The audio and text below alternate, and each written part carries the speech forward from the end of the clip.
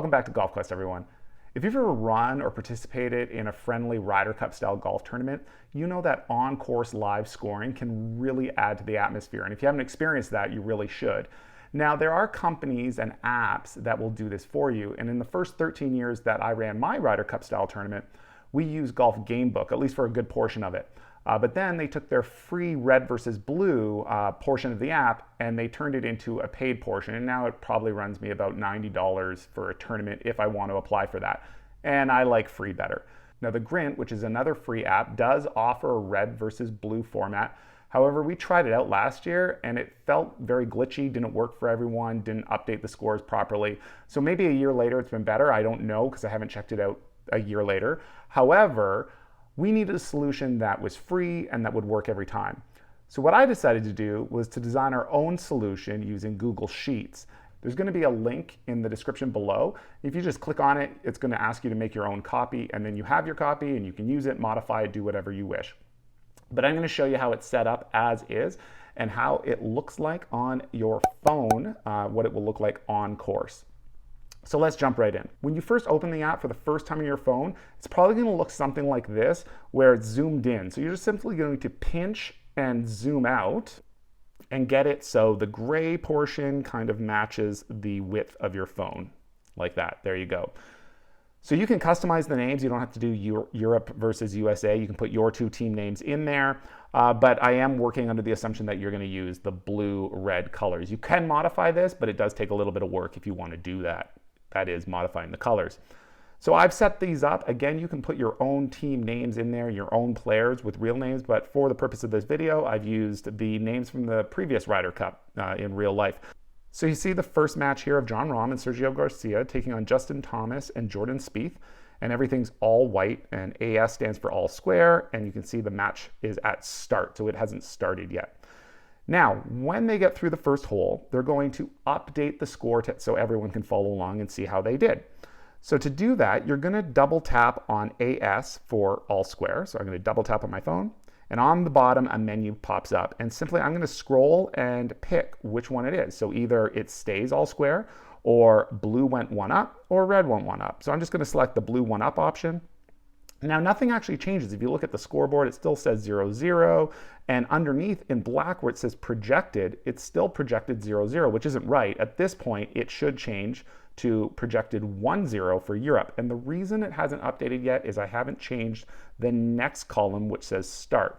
I have to double tap that, and I have to say through one to show the app that we're no longer starting, we're actually through one hole. So as soon as I do that, you'll notice that their names are highlighted in blue, just like a leaderboard on TV.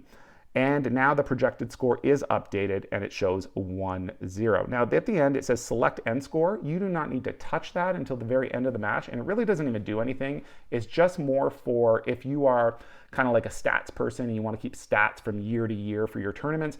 This just locks in what the final score was for each match. So that last column, you really don't have to touch until the very, very end of the match. And again, it will not affect the scoreboard. So moving on, let's say they move on to hole 2 and blue wins again. I'm just going to go ahead and double tap blue 1 up and change it to blue 2 up. And I'm going to change through 1 to through 2. Now moving on to match 2, it's Paul Casey and Victor Hovland taking on Dustin Johnson and Colin Morikawa. And let's say the US wins that first hole, so I'll double tap all square, change it to red 1 up, and again, change start by double tapping to through 1. And you'll see that the projected scores now are projecting a tie 1-1. And you do this for all the matches in round 1. Now, I'm not going to go through the whole scenario, you just do the same thing, but when you're done, you are going to change the through to final. And when you do that, so let's take a look back at match number 1. Let's leave the score the same and double tap through 3.